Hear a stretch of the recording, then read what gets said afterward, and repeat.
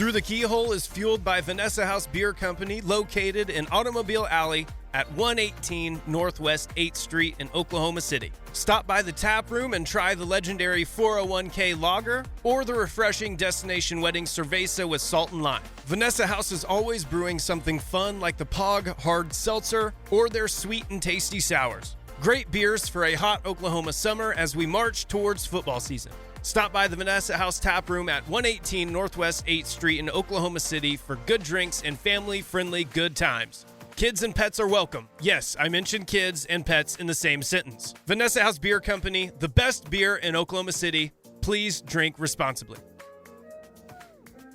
It's called Hollywood.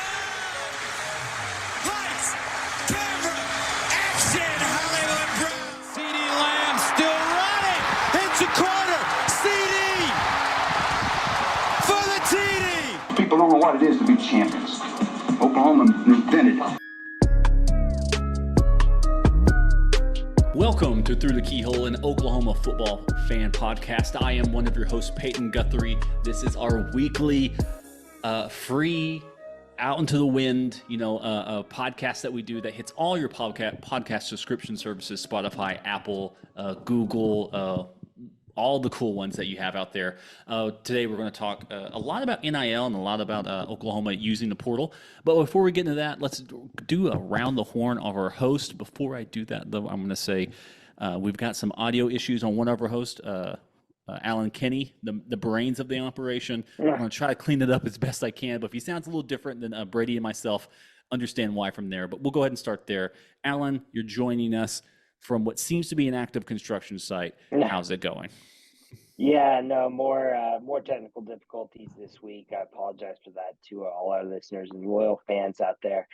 Just one of those things where, project is dragging on, and I apologize for the impact on the audio here.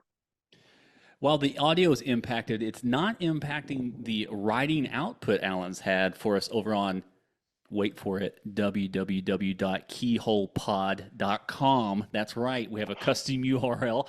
You can read Alan's article that we're mainly going to talk about today, but go ahead and hit up the website. That's going to be continue to evolve. And again, now we have a much easier to use URL, keyholepod.com, and come hang out with us. On my left, according to the Zoom call, we've got Brady. Brady, with a new haircut-ish. I haven't seen your face in a while. How's it going, Brady? Going well. Prayers and all that stuff to Alan. It looks like he's feeling the ramifications of selling his house so that we could have signed Dominic Williams. But we appreciate your your patronage, Alan, as an OU supporter. And while you will be homeless for the time being, just know that we got a defensive tackle now. Oh, indeed. All for the cause, right? Yeah. Yeah, my brother in arms there. The thing is, too, the moment he committed to Oklahoma, there's a lot of smoke screens coming from different schools that wanted his service saying, well, is he that good anyway? So let's hope he turns out to be good, and this isn't for naught on your side on the real estate ventures that you jumped into. Yes. Let's get into this. Before we jump into it, actually, I want to say thank you to Vanessa House, our title sponsor over in Oklahoma City. This is a small business, homegrown business there in Oklahoma City. Go check them out, the brewery. They have fun stuff to do, have video games to play. They have stand-up comedians at times, live music, also like D&D. D&D classes, how to play it. Place is super cool, and they sponsor us, and we appreciate that greatly. So please go hit them up and have fun with them. We've got some exciting venture stuff on that side of it as well when it comes to the website. But if you also like this and you like the website, the content that's going on there, feel free to join us over on patreon.com. That's obviously is a supporting, will support the team, to support this, micro business, as I call it, to continue to create Oklahoma content and college football or college athletics content, year round to keep us moving. We're entering the off season, and this, the number one thing that's worse about off season is that now all of a sudden you have to at least pretend to work at your day job. But if you can keep us supported, we can keep bringing on guests and helping them out and do some more stuff on that side. So again, that's patreon.com/throughtheKeyhole. through the keyhole. You can find support buttons on the website, which is keyholepod.com. So let's jump into this. OU gets a big fish. They reel one in. Damonic Williams from TCU, defensive tackle. They bring him in. We've heard everything that we've heard about Oklahoma resetting the defensive tackle market and like really like bagging this guy. After 2.5 years of hearing how Oklahoma is completely broke and can't do anything. Brady, what does this mean to you as a fan? Like maybe looking at it from through your lens, obviously, of looking at Oklahoma, getting a player of this caliber into Oklahoma to play in this way. Now, Oklahoma, maybe it's something I need to look at, isn't the greatest when it comes to bringing in talent via the portal. Usually it's big-time players or people they got out of high school. But do you think this can kind of continue building a trend where Oklahoma bringing in talent via the portal and transfers to kind of start turning that tide? Or, I mean, what are you thinking about Williams and the current acquisition? Yeah, I think Dominic kind of signifies just a kind of a doubling down on what OU is trying to do. I mean, the long and short of it, OU was run by a guy who was not serious about winning football in the way that is demanded that you run a program. Lincoln Riley tried to shortcut his way, and he was damn near close to doing it. Like, I'll give him credit. They probably should have beat Georgia in the Rose Bowl and probably would have had a great chance of beating Alabama in the national title game the following, 10 days later. So he got really close to doing it. But as it got further along into like the OU program that he was controlling and that he was developing and recruiting and all that stuff, it was very apparent. Like, he just wanted, like, I got Kyler Murray, I got Jalen Hurts, so that's good enough. I don't care about the margins. This is OU like really doubling down on the margins. And that's not to say that, this like Damonic Williams guy is a marginal player. He's going to be a guy that's probably going to be a day one contributing starter. And a lot of that just has to go into the fact that what we had been saying all the way up until the spring game, like I feel like all of us were kind of an echo chamber for this about, no, we're excited about the potential for the defensive line. Unfortunately, we have to go sit and watch 2024 first. That will not really deter us from being hyped about the potential for a lot of these guys, Grayson Halton, Jaden Jackson, David Stone, even Nigel Smith, who probably won't get that much run this season as a true freshman, but no doubt has a lot of potential moving forward in his young career. It's the kind of the same thing with like PJ Adebayo last year. He didn't really do that much. He played a lot, but he didn't really do that much. That doesn't mean that we're still not excited for him. So bringing in a guy like Damonic Williams allows us to accept the flash of the true freshman players with a smile on our face instead of going, God, I wish they were a second or third year player because we are getting a skull drug in the interior. And it's like game 4 or game 5 or game 6 in 2024. So it's a stopgap. We're able to kind of replace, obviously, the loss of Jacob Lacey. You also increase your talent output because, all due respect to Jacob Lacey, I think Damonic Williams is a much better player, much more capable player than him. So you bring in a guy who is somewhat of a guy that offensive lines, offensive coordinators are going to have to game plan against, which will make life easier for the Ethan Downs, for the R. Mason Thomases if he's healthy, for a PJ Adebayo, whoever is coming off the edge, and the linebackers, the secondary, et cetera, et cetera. As it pertains to the Twitter and everybody who has an opinion, this is because, again, it's doubling down. Like, OU is trying to double down on, no, we're serious about winning. Like, we're serious about being good. And I know that most people, like on Twitter, think, oh, we're just the cutesy program that doesn't want to tackle and wants to have the cool quarterback. And once we play somebody with a pulse, we can't punch back. No. Like, we're serious now. And so for the Twitter crowd, this is kind of like a reminder that no. OU is not, they're not a bad program. They're not a regional power. They're not a flash in the pan. OU is a historical blue blood for a reason. I know that they shouldn't be for a lot of reasons, and I know that a lot of those reasons offend you, Twitter fan, but there's nothing you can do about it. And this is just a reminder that Whenever OU truly wants somebody, they will more than likely fucking get him. And they'll get him from LSU. They'll get him from who gives a hell crap Missouri. They'll get him from Texas because we have got players from Texas. Some of our best players, some of the best college football players of all time came down to Texas or OU, and they chose us, and they're the best players in the sport. So, yeah, does it happen every year? No, like it doesn't. I mean, OU still is able to succeed without, a bunch of highlight reel 5-star caliber players year in and year out. We're still able to manage. But again, this is just a reminder that OU is truly serious about, not just getting their feet wet in the SEC. And Payton, you kind of told me right when the Dominic Williams news was coming out that my initial thought about year one in the SEC is kind of a soft launch. And in some respects, it still is, because there's going to be a feeling out process. We have no idea. Like we in the Big 12, we know, okay, you beat Texas, there's going to be a hangover. Oh God, they're playing some gimmicky, funky offensive coordinator run team in UCF. So, things might get weird. And those, like, we know those things. We know those traps. We don't know what traps lie in the SEC other than that team's good, that team's good, that team has a great linebacker, blah, blah, blah. So we're going to find out a lot of things. But for the most part, OU is trying to put its best foot forward with everything in tow. And they do not have the mentality of, 7 or 8 wins is satisfactory.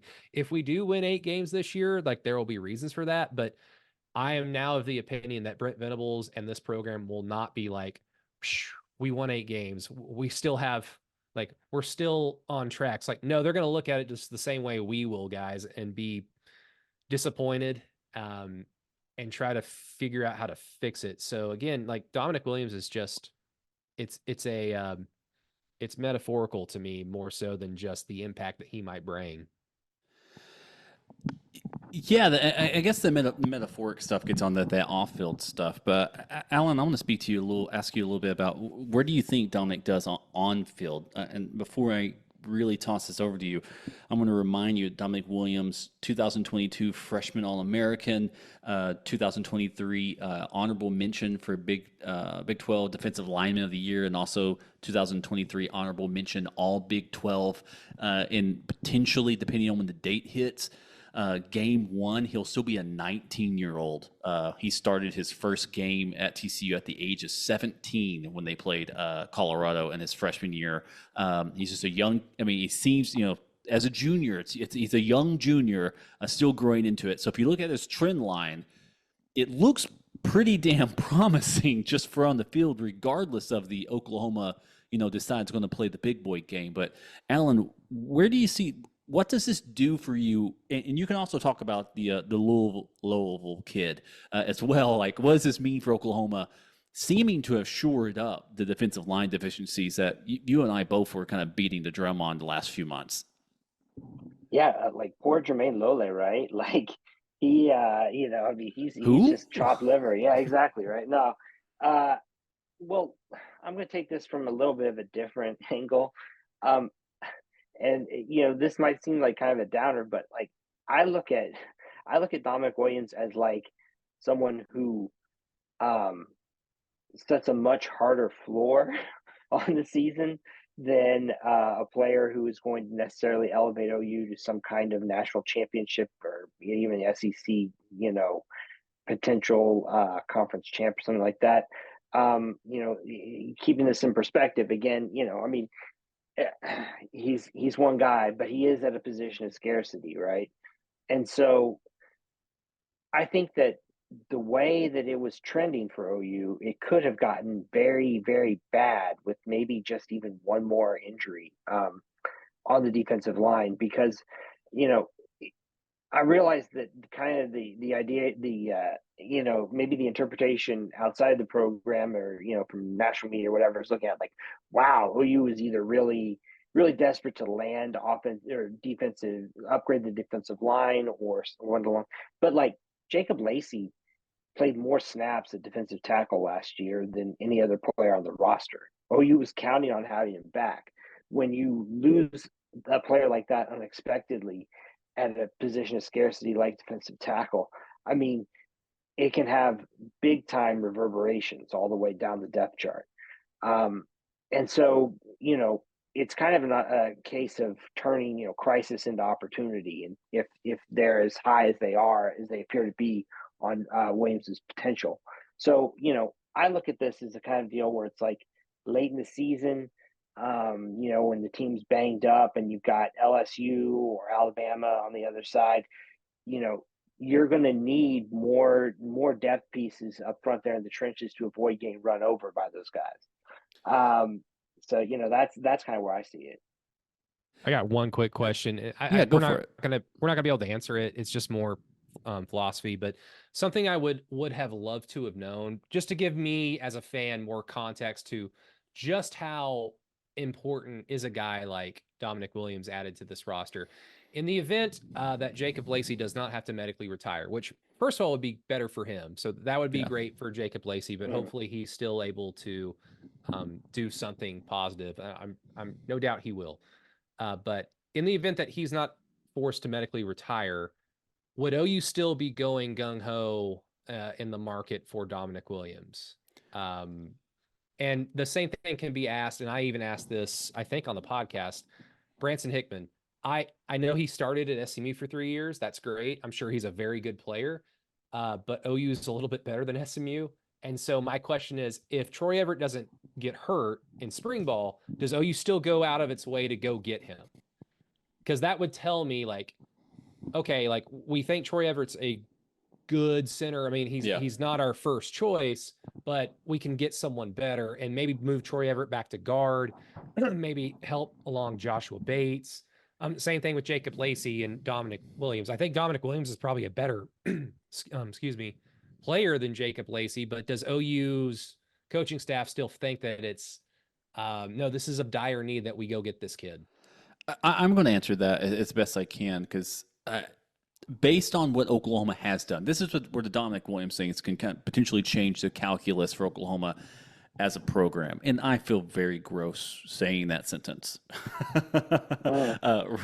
But I would venture to say, if Lacey did not have to medically retire, Oklahoma still would have brought in people, but they would have been more of the Louisville kid, Lole perspective, more two deep guys, rotational players, because Oklahoma doesn't want to have to spend, just short of $1 million to bring somebody in for a year. That's just that money doesn't work out every single year. You know what I'm saying? There's a reason why people are trying to paint this negatively by saying Oklahoma was desperate. Well, it's because they were. I mean, I'll just go and say that. Oklahoma was desperate. You know who else was desperate? LSU and Texas and Missouri and Washington and USC. All these teams who are trying to get these people and couldn't. So as a program, I would rather be desperate but have the guy than desperate and then doing what Brian Kelly's doing right now, is saying, like, well, we don't have to buy players. It's like, well, congrats. You're not going to win a championship. like good for you. That's fantastic. But this is just the market of doing that. On the offensive line side, based on everything that I've looked at and also looking at the team roster myself, I think Hickman's like a need regardless. I think you can move him in the guard. You set depth at that point in time. The defensive tackle, that is such a luxury piece to me.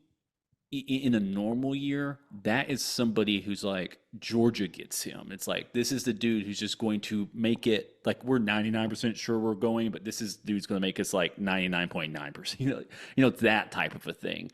He's like a luxury piece. For Oklahoma, he was we have to have this guy, or else we will not have a functioning rotation at defensive tackle that's impactful.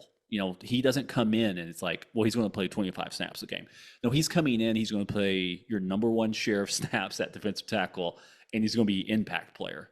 I mean, he had last year at TCU, let me see here. He had 7th overall in tackles on that team with 33 tackles from the defensive tackle spot. He's active. He's not just big and in the way.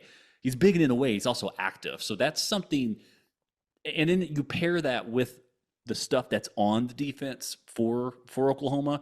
If you have a defensive tackle who's like that, who's shown to be active, shown to be chaotic, that's going to make Stutzman's job a hell of a lot easier, which is then going to make Bowman's job a hell of a lot easier. It just cascades down, and it can kind of build upon that, where it makes me think, to me, this was always a position of need.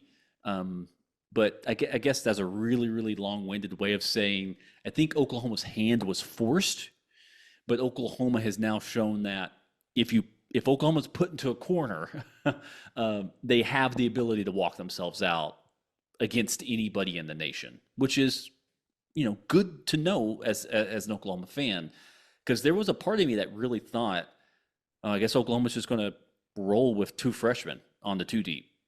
And that was kind of, I didn't like that, but I've taken up a lot of the time there. Alan, do you have what do you think about that hypothetical? Yeah, I mean, maybe, but sometimes you just sometimes an opportunity also just kind of falls into your lap. Yeah, sure. And let me put it like this: let's look back. I think that there are a lot of different transfers out there when it comes to these kinds of situations. And to me, actually, what Williams reminds me a lot of is Walter Rouse, insofar as this is a guy who is potentially on.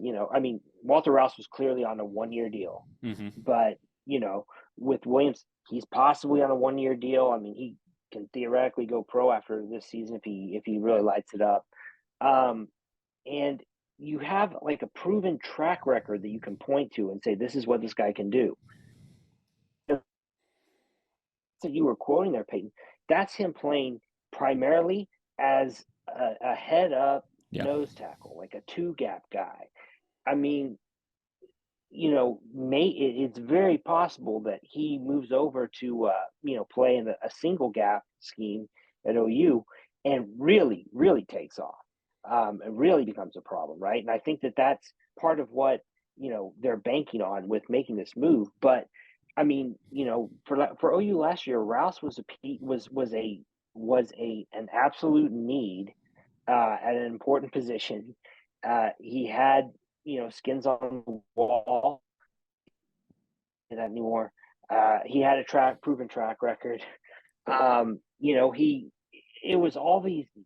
It made sense. You could justify, the expenditure there. And so in my mind, looking at it for OU, it's also just a case too where maybe it was just seizing an opportunity that was created by the fact that they had this need, that all of a sudden now they're really becoming maybe more energized in terms of who they're looking for on the recruiting trail or in the transfer portal. Yeah, and I'll use another comparison. It's not as apt because it's high school recruiting, but it's like Orlando Brown, just kind of falling to OU's lap because Tennessee didn't want to take him or something like that because he was, I believe he was a grade risk. I can't quite remember that. But Oklahoma gets him where he needs to go, and now he's in the NFL and played extremely well for Oklahoma. The Rouse stuff is difficult. It's not difficult for me. I see your point, but Oklahoma won that so quickly and so easily. I think there was some issue of Nebraska. No, right? He committed to Nebraska, and then OU came back over the top.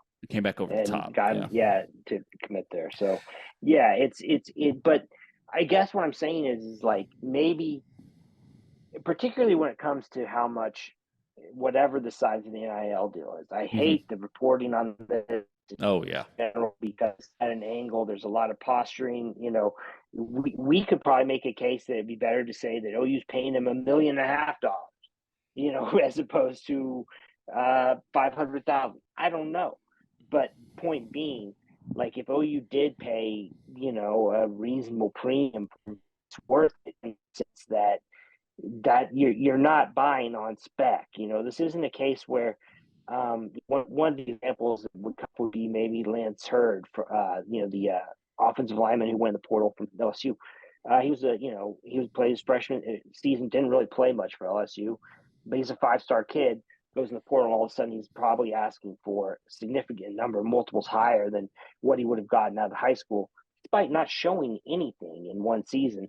And I believe looking to change positions. It's just one of those things where, it's a sound. The process of making this investment is sound, in my opinion. And I think maybe that's always been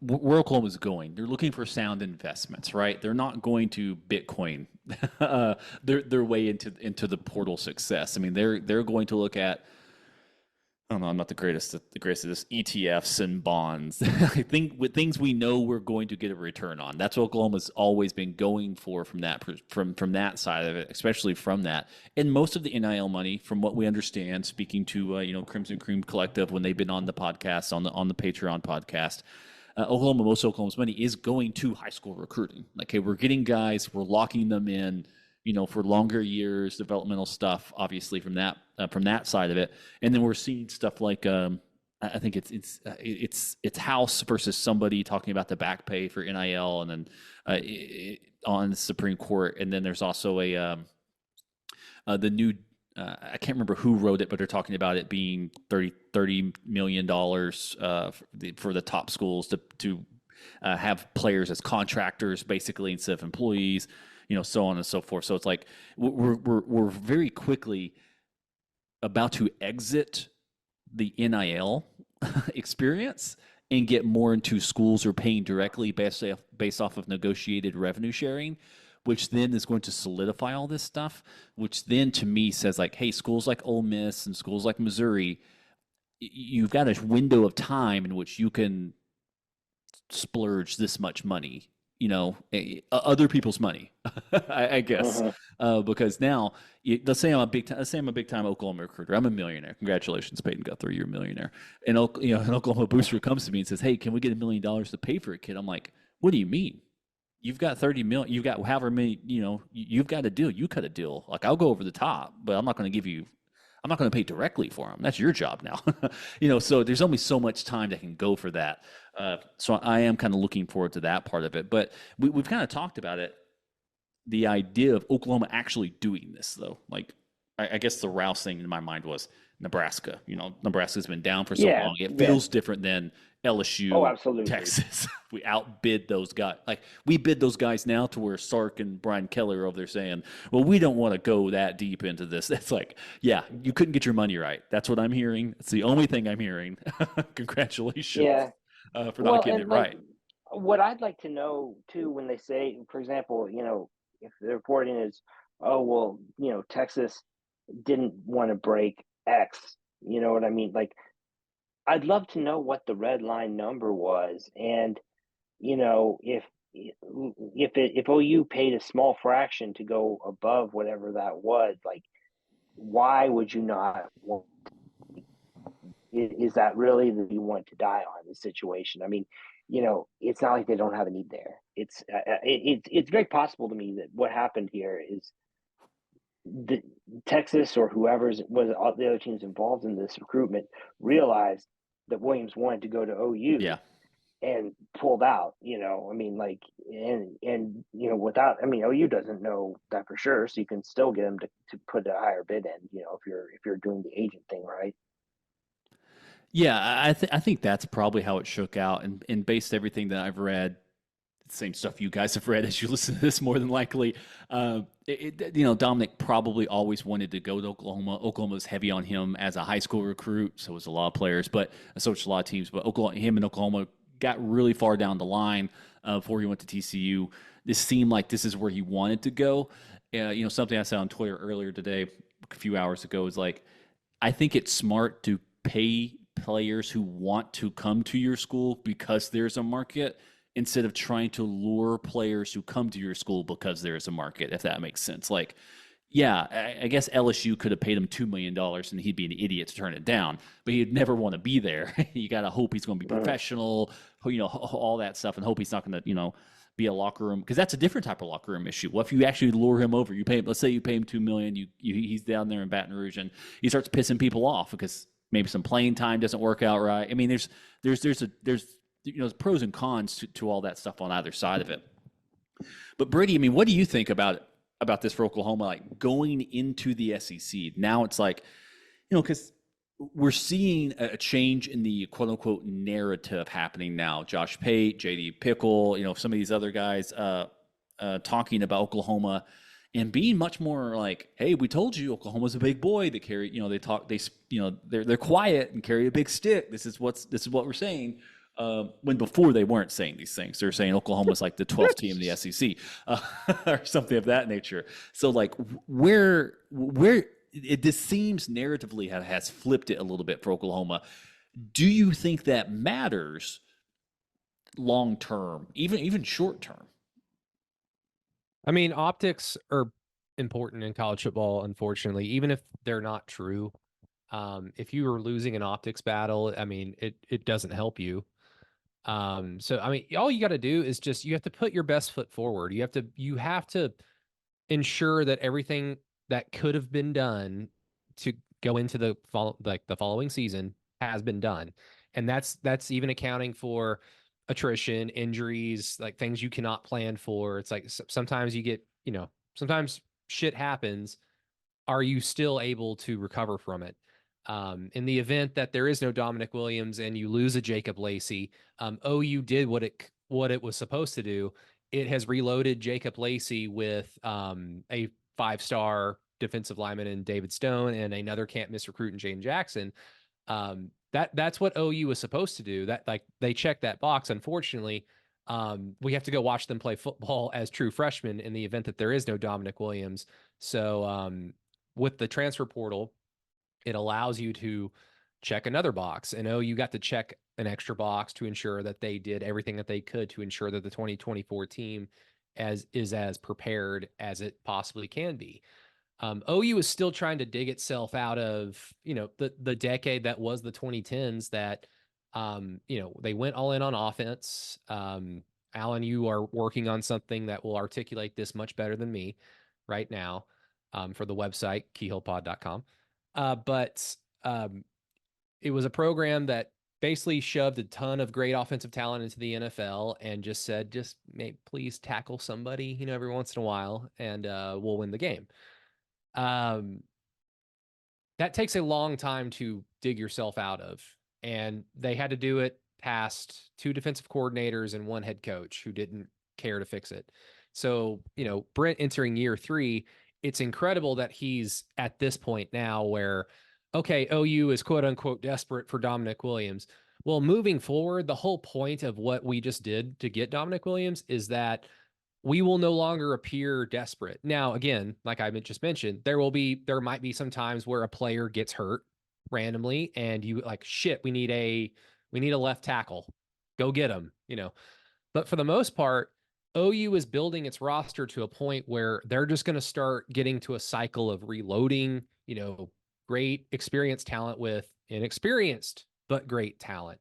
And then you have to see do you trust your evaluations? Do you trust your recruiting that you have like the Alabama thing where they lose one linebacker to the NFL and he ends up busting for some reason. And they just reload with another great linebacker that hadn't played a lick, so that's where you want to be. And OU is slowly but surely getting there. They've just had to take some stop gaps along the way. I mean, Dylan Gabriel was another example of that. It doesn't seem like it because it was very quick and it seemed very easy and that Dylan Gabriel would come to OU because of the Jeff Levy connection. But it was essentially the same thing that Dominic Williams is. Dominic Williams is the bridge from let's develop these Jags that we've inherited and turn them into some pretty good players, like Britt Venables has, and let us bridge us to the recruits and the caliber of player that we actually want, like the David Stones, and you hope that guy hits. Well, Dominic Williams is the bridge there. Dylan Gabriel was the bridge from QBU, Baker, Kyler, Jalen, Caleb Williams to Jackson Arnold. So we've been fortunate, but we've got a coaching staff that is trying to create its own luck by understanding need and when to pony up the dough. And I'm glad you brought up that Lance Hurd kid because, I wanted him because from the simple standpoint that we needed offensive linemen, but it wasn't something where if the headlines were going around back then that OU was desperate and we put out this outlandish amount of money, I would have been like, so we paid all this money for a guy whose transfer portal headline is that he was a 5-star recruit, like nothing about his time at LSU. Just 2 years ago, we thought very highly of him, So it's like, I don't like that. at least OU is paying for a guy or paying for the services of a player who has actually put stuff out there, who's got skins on the wall. And, it's just, we're getting there. We are absolutely getting there. It's awesome. But again, like the next step is just the David Stones, the Jackson Arnolds, the Jacob Sextons, like all those players that we are assuming optimistically will be good. They have to be good, because if not, then that brings up a whole other slew of questions about coaching. Are these the right guys? Development and all that stuff. But it seems like with what we've been able to see, it's going in the absolute right direction. And we can maybe even start thinking of 2024 as not a like I said, like a soft launch. Maybe, I mean, why can't we win 9 or 10 games and threaten for a playoff now? Why not? Yeah, that's something that I do want to kind of bring up. It's kind of the show this week's a bit freeform, guys. If you haven't caught on by now, yeah, I mean Oklahoma is still, there's some early top 25s coming out, post spring game top 25s coming out, and again, this is just useless time to do any of this stuff. But Oklahoma is currently ranked, I believe, 17th. Around that kind of range in most of these places, 15th to 17th at this point in time. Again, like it's Georgia, Ohio State, and Texas, 1, 2, and 3, or you sometimes Ohio State's number 1, then Georgia 2, then Texas 3. But again, Oklahoma in the mid-teens and in the high teens at that point in time. And I'm looking at what we have. Again, myself as if I'm on the team, I'm looking at what we have, and I keep thinking, where is this coming from? Like, where am I? I'm having a hard time kind of placing this stuff all together. And then I saw some early lines come out, and there's some surprising stuff. Oklahoma is a 1.5 point dog to Alabama, but they're like an 8-point dog to Ole Miss, 6-point dog to Missouri. Like, that kind of stuff feels weird when you look at it from a historical perspective. From that, they're a favorite against Tennessee, who I had talked myself into. Tennessee is a win no matter what, to being told I'm an idiot because they have the number 1 overall draft pick sitting on the defensive line, to now being told via lines Oklahoma should be a favorite. So we're such a fluctuation of where this stuff is. But from my understanding, it's pretty easy to see. It's like, okay, what happened to Oklahoma? They lost their starting quarterback, they lost their offensive coordinator, and they lost their defensive coordinator. You can obviously easily hand wave away the defensive coordinator thing, because we all knew Ted Roof was just there to look cool in the shades. But if you look at it from that perspective, which a lot of people, when they do these rankings, especially these national people, they're trying to pay attention to everybody. Those are some really easy things to look at first. What sort of continuity do these teams have? Oklahoma is, I think, 118th in Bill Connelly's returning production on the offensive side. I mean, they were returning like nobody, basically, on the offensive side. Defense is different. They're basically bringing everybody back who matters. But that's the point where I'm trying to figure out, like, where's that special sauce? Like you mentioned about, like, hey, why not this year? Why can't they just do it immediately? And I think the easy answer to that is Oklahoma has a top 10 hardest schedule in the nation next year, and that in and of itself will be difficult. Like, if they can navigate that to 9 wins, then yeah, you get in as the 11th seed or something, and then you potentially go and win a couple of games. Because, like, I love them to death, but, like, let's say Utah wins the Big 12. They're going to be a 4 seed because of that, or a 3 seed because of that, but potentially be a much lesser football team, potentially, than a 9-3 Oklahoma if everything's kind of working out right for Oklahoma. Oklahoma just had to play a shit ton more talent throughout the entire season. So I think the expanded playoff, I mean, obviously it was always a ruse to get more SEC teams in there and allow them to make deeper runs. I think potentially that's what's going to end up happening, and could happen this year. But Brady, what do you got to say to that? You look like you wanted to jump in and cut me off. Yeah. Like, I do want to bring up the whole, like, toughest schedule thing. And I mean, to me, it's very simple, and it's related to, I always complained about this, and I would always bring up, like, reasons as to why it's stupid to complain about this. But Payton, you were the one who answered the question, and we can just copy paste this answer to any time that something related to this question comes up. The answer is, the story is Oklahoma sucks at something. They're not good. That's a story because we never are. 6-7 2 years ago. Oh my God, that headline. OU is awful. Thank God. We can talk about something else. Moving on. That's what people want. That's what the national media wants. That's what people who aren't connected to the program want. Not because they are rooting for us to fail, but because it is boring to talk about same team always winning, always succeeding, no matter what, despite all the analytics, despite all the on-paper talent that would suggest Texas should beat them by 7 points. And then OU goes out there and really squanders a solid victory and turns it into a miracle win at the end that we did last year. But overall, we still won the game. That frustrates people. That frustrates national media types who have to pop in every once in a while to OU and they'll look at it and think, yeah, they're talented, but not as talented as Texas. And then the opposite happens and it makes them look foolish. So the answer is people, OU bad. That's a story. And so that's what people are looking for. Because when you look at OU's schedule, it is tough. But it's tough for everybody on our schedule too, because we're fucking on it too. And so to me, it really seems like OU's schedule is tough if Tennessee is good, if Auburn is good in year 2 under Hugh Freeze, if Missouri wasn't a product of their schedule last year and isn't a fraud, if Alabama isn't completely washed because the best coach in the history of the game just walked out the door and a third of the roster did too. If LSU can tackle or if they're serious about defense now. So it's I can live with all those ifs because all those ifs are very, very realistic. It's realistic that Tennessee's going to be pretty damn good. It's realistic that Hugh Freeze shows drastic improvement with Auburn and their talent in year 2. It's very realistic that Missouri has a very good window of opportunity right now. They've got one of the best receivers in the country in Luther Burden, if not the best. That's going to be a challenge. Alabama is still Alabama, despite losing Nick Saban. They're still extremely talented. That is not a for sure win. LSU, I mean, they're always talented. I mean, I don't know what else to say, but they're always talented.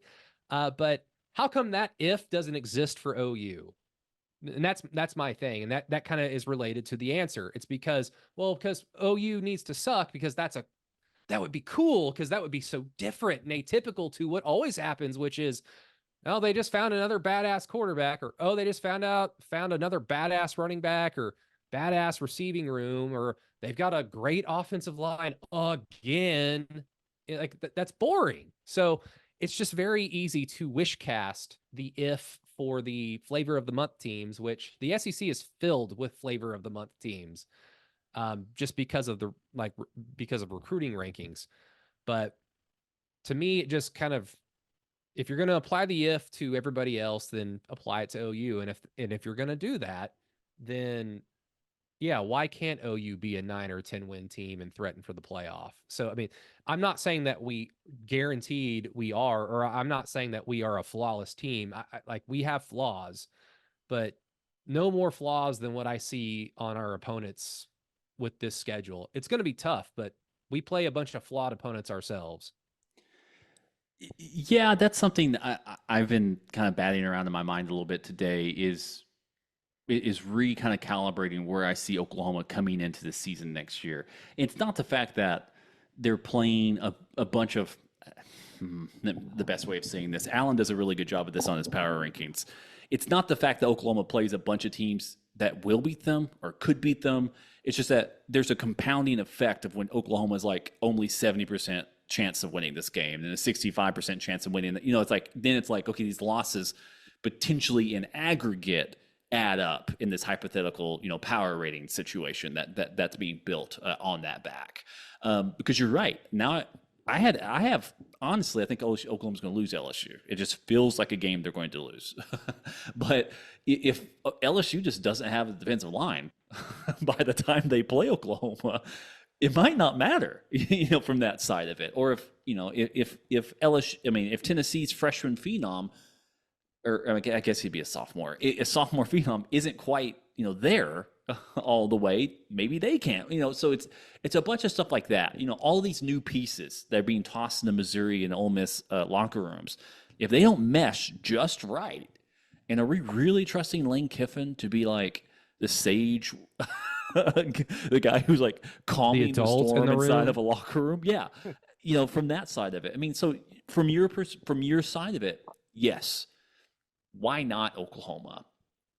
But as you said, I think it's because the bigger story is when Oklahoma loses, because I think there's some hubbub. I'm an old man now, on X, formerly known as Twitter, where people were saying like, "Man, who are the stars for college football next year?"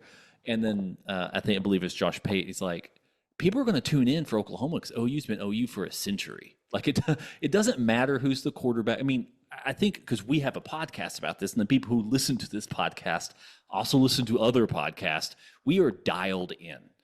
Most of the people I know who are Oklahoma fans, they find out who the starting will linebacker is game one when they open up the program. They're not hearing the stuff. The majority of college football fans aren't as like tapped into this industry. And that feels weird to say because the recruiting rankings are so profitable, and there's a lot of money to be made in this. Not on this podcast, but we'd appreciate more. We'd love it. We'd love to help out. There's NIL opportunities for us. We'll come to kids' birthday parties, but there's a lack of awareness there. Where I think even in just the college football media, even in itself is an echo chamber. Even the national guys are echo chambers. Like I mentioned them quite a bit, the Solid Verbal, and how they present information to their audience. They present it as national as they possibly can be. So it's like, an inch deep into the water. And even then, it almost feels like it's too deep sometimes for people who are just jumping into this sport, who only tune in from August to December, from that side of it. So the narrative stuff does matter because this type of thing will bubble up. And now people are going to say, man, Oklahoma must be really good again. They won't know that Oklahoma is like, they got a defensive tackle, but they're still expecting them to go 8-4, 9-3. Vegas, FanDuel has them at 7-5 over under. This didn't move that number. I don't think so. I don't see how a single defensive tackle would. And, if I were a betting person, I would probably pick OU to do 8 to 9 wins. So getting the over on that. But I guess that's a long way of saying this acquisition matters. It matters on a national level. It matters on a recruiting level. It matters on an on-field level. Because as Brady, as you said, everything is recruiting, or as I like to say, due to my old side job when I was in college and in high school, everything's wrestling. So if you just talk really loud and are being flamboyant and stuff, they can just put you into the next thing, right? They can put you into the next spot, the next storyline. You're challenging the title. It doesn't matter. Wins and losses don't matter. It's just how important can you seem to be all times. Now the issue for Oklahoma is that Oklahoma is quote unquote important because they have won. Texas is important for an entirely different reason. If that kind of makes sense. Like Texas doesn't need to win the games on the field to get a top 5 recruiting class. Oklahoma does, because Oklahoma's tradition is built on, they are, I guess from a wrestling terms, if I were to say anybody's Oklahoma, it's Bret Hart. And the excellence of execution. We just go out there and we win, and that then proves I'm important. While Texas and stuff, they're more flamboyant, more all that type of stuff, where they're the Rock or something like that. Or if you really dive into it, They're not that cool. They're not that cool. The Rock is cool. I'm not going to hate on They The can Rock. be Kurt Angle. Kurt Angle is one of my favorite wrestlers of all time. Take that as a massive insult. He's just not. His brand is not cool. His brand is not cool. His brand is not cool. If you're a wrestling fan, you know his brand. He's very technically sound. He's an actually good wrestler. Yes. I mean, it's a gold medalist. My 2 favorite wrestlers of all time, we're getting way, way deep in this. I apologize through the Kill listeners, are the 90s HBK. So when he was on the most steroids and the most cocaine, he was great. Unbelievably untouchable. And then also I want to say the latter half of the early 2000s, so 2005, 2010 Kurt Angle, when they called him Perk Angle, when he was very drugged up on the Percocets because so he couldn't feel his body because he's in so much pain from his broken necks. Those two in that frame, horrible for their bodies, horrible for their mental mind spaces. Great on TV, though, because they were just outrageously high at all times.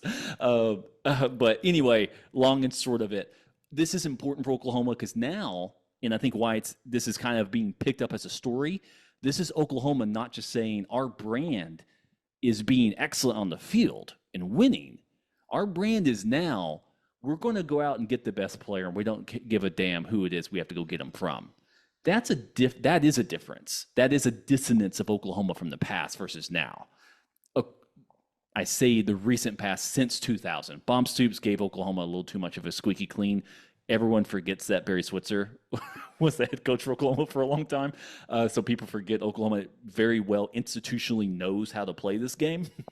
But everybody... It's Billy Lucci or whatever his name is. Yeah, but everyone remembers everyone voting Bob Stoops as this is the coach I would want to take my daughter to prom or something. You know, that type of thing where he's winning all those things. This is the coach I would want my son to play for. It's like, I don't care. Which coach would you want your son to get money from under the table from? Like, that's the coach I wanted sometimes. But we've gone on along and short of it.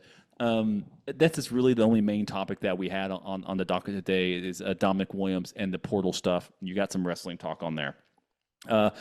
Brady, Alan, do we have anything else we want to pontificate about before we wrap this up?